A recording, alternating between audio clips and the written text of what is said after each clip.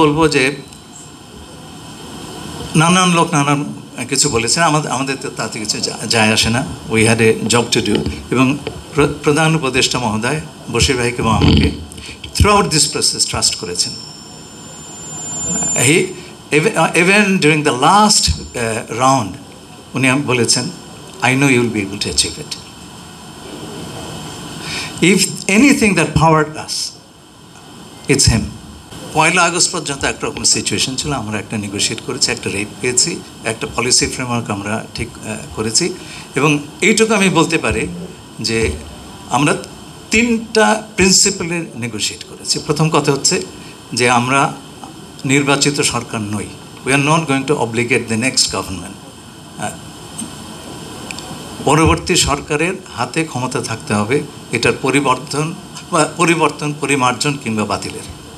আপনি এটা খেয়াল করবেন, আমরা প্রেসিডেন্ট ট্রাম্পের সরকারের সঙ্গে আলোচনা করছি এমন একটা এগ্রিমেন্ট যেটা বাতিলযোগ্য।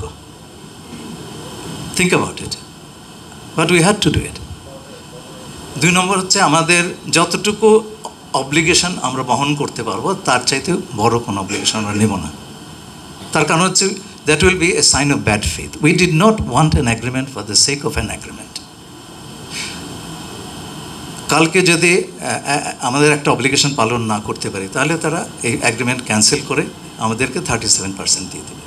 We cannot afford that and we have to be very honest with them যে আমরা কোন অব্লিগেশন নিতে পারবো কি পারবো না। আমরা সব অব্লিগেশন নিতে পারি নাই, and that the rate reflects that.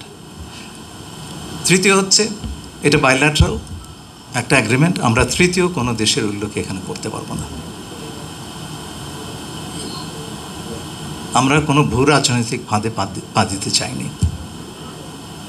So this whole negotiation, Bashir ভাই and I and my colleagues, Commerce Secretary, Additional Secretary Nazneen, we spent umpteen number of hours. Nazin মাহবুব, আমাদের মনে আছে আমরা রাত 12টা 1টা হয়ে গেছে কাজ করছি on policy framework, on the tariff lines. The city was sleeping while we were working. আপনাদের যাদের মনে সন্দেহ ছিল যে আমরা পারবো কি পারবো না, যথার্থ, তাতে আমরা কিন্তু কিছু মনে করিনি। অনেকে এমনও বলেছেন যে আমরা দেশের স্বার্থ বিক্রি করে দিয়ে এসেছি, নন ডিসক্লোজার এগ্রিমেন্ট করে ইত্যাদি। আসলে হয়েছে কি, এটা কিছুটা হয়তো বা জানার অভাব। হয়তো জানেন না যে এই ধরনের বাইল্যাটারাল এগ্রিমেন্টে খসড়াগুলো সবসময় আপনার নন ডিসক্লোজার এগ্রিমেন্টে থাকে। তো আমরা অনেক কিছু জানলাম, দেশের সবাই অনেক কিছু জানলো, এবং আমার মনে হয় আজকে এই সমস্ত বিষয় নিয়ে খুব একটা দ্বিধা নেই, সমালোচনা নেই।